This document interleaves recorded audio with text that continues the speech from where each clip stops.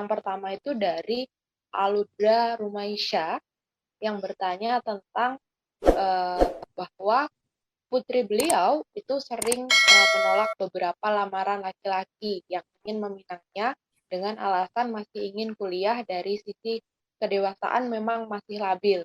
Apakah itu termasuk menolak jodoh yang diberikan oleh Allah? Dan ini mirip pertanyaan dari HMP. Izin bertanya, apakah perempuan tidak boleh menolak lamaran lebih dari 3 kali? Apakah ada batas perempuan boleh menolak lamaran? Gitu Pak. Monggo. Ya pada prinsipnya seperti saya bilang perempuan punya hak, tetapi juga orang lain punya hak juga untuk memberi saran. Kalau sekedar tidak elok ya boleh saja ngomong tidak elok, tapi memaksakan tidak boleh. Jadi perempuan punya hak, saya tidak mau 1000 kali juga ya dia punya hak.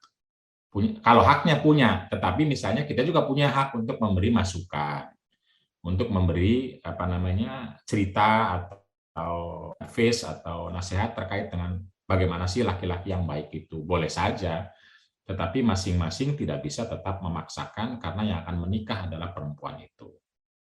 Itu yang paling dasar. Orang tua boleh nyampaikan, kawan boleh nyampaikan, boleh saja dengan cara-cara yang baik tentu saja. Kalau kita pengen perempuan itu menerima, makanya sampaikan dengan cara-cara yang bisa diterima oleh perempuan itu.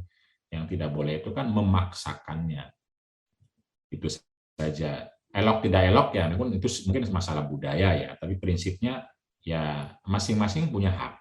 Perempuan punya hak untuk menolak, dan orang lain punya hak untuk memberi masukan dengan cara-cara yang baik tentu saja. Perempuan juga menolaknya yang mungkin juga dengan cara, bukan mungkin ya, harus juga dengan cara baik juga agar supaya tidak melukai misalnya dan sebagainya.